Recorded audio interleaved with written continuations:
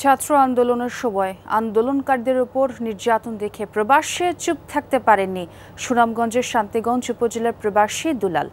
সংযুক্ত আরব আমিরাতে আন্দোলন নিষিদ্ধ জেনেও দেশের মানুষের টানে ঝুঁকি নিয়ে আন্দোলন করার অপরাধে সে দেশে যাবজ্জীবন সহ বিভিন্ন কারাদণ্ডপ্রাপ্ত ১৮৯ জনের একজন তিনি। আওয়ামী লীগ সরকার পতনের পর বর্তমান সরকারের তৎপরতায় দেশে ফিরলেও কাজ হারিয়ে অনিশ্চিত জীবন প্রবাসী এই জুলাই যোদ্ধার। দেশের ক্ষতিগ্রস্ত জুলাই যোদ্ধারা স্বীকৃতি ও সহায়তা পেলেও বঞ্চিত দেশের মানুষের টানে আন্দোলন করা প্রবাসী জুলাই যোদ্ধারা। ম্যাগিও ঠিক আমার মতোই কোয়ালিটিতে কোনো ছাড় দেয় না। ৭টি দেশের সেরা খামার থেকে আসে ম্যাগি নুডলসের ময়দা। মা হিসেবে এটাই আমার জন্য গিফট।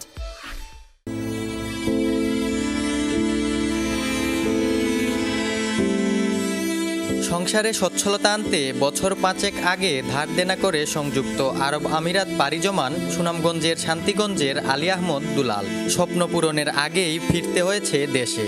এখন তার দিন কাটছে চরম অনিশ্চয়তায়।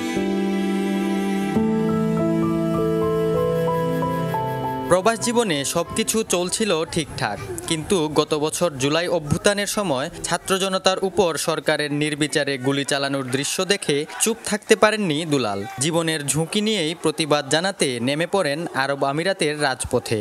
আন্দোলনে নেতৃত্ব দেয়ায় সে দেশে যাবজ্জীবন কারাদণ্ড হয় দুলালের। অন্তর্বর্তীকালীন সরকারের তৎপরতায় ৪ মাস জেল খেটে দেশে ফেরেন গত বছরের ডিসেম্বরে। সেই থেকে কর্মহীন জীবন। একদিকে সংসার চালানোর দুশ্চিন্তা, অন্যদিকে মাথার উপর বোঝা হয়ে রয়েছে বিদেশ যাওয়ার সেই ঋণের কিস্তি। অনেক সহযোদ্ধা আমরা যারা ছিলাম ওই দেশে, প্রায় ১৮৯ জন আমরা আসছি দেশে। এখন সবাই বেকার, প্রতিটা মানুষ বেকার এবং মানসিক ট্রমায় ভুগছে, কারণ জেলখানার যে প্রসেসটা খুব কঠিন ছিল। আমরা চাই যাতে সবার কর্মসংস্থান করা হয়, প্রতিটা মানুষ যেন হয়তো আবার অন্যান্য দেশে দেওয়া, নয়তো দেশে কোনো কর্মসংস্থান দেওয়ার যদি ফেরত দেয় সরকার। দুলালের পুরো পরিবারেরই এখন দিশেহারা অবস্থা। কিভাবে সামনের দিনগুলো কাটবে সেই চিন্তা ঘিরে ধরেছে তাদের। কিছুটা স্বস্তি হয়েছে, মানে কিছুটা শান্তি মিলছে তাদের দেখার পরে। আমরা সবারই শান্তি মিলছে। কিস্তি আমরা তুলছি, 3টা কিস্তি তুলছি। 3টা কিস্তি তুললেও এখনো 3টা কিস্তিতে আমরা আছি। এখন দেশে আছেন বেকার, খুবই কষ্টে কাটে আর কি। মানে 2টা বাচ্চা লেখাপড়া করে সংসার খরচ আছে। আমার শাশুড়ি আছেন, তাই অসুস্থ। 2টা কিস্তি তুলে দিছিলাম, 2টা কিস্তিও আমি খুব কষ্ট করে চালাই আরাম বুঝছো। আমার বাচ্চাটার সরকারের নিয়ে একটু সাহায্য যদি দিয়ে। ইউএনও জানালেন, প্রবাসী জুলাই যোদ্ধা দুলালকে সহযোগিতার জন্য সংশ্লিষ্ট দপ্তরে চিঠি দেয়া হয়েছে। তার আগে আপাতত কর্মসংস্থানের ব্যবস্থা হচ্ছে।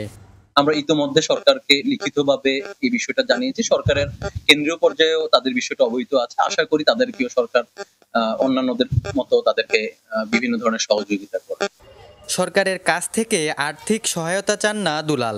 জুলাই যোদ্ধার স্বীকৃতি আর আরব আমিরাতে কারাগারে আটক থাকা প্রবাসীদের মুক্ত করার দাবি তার।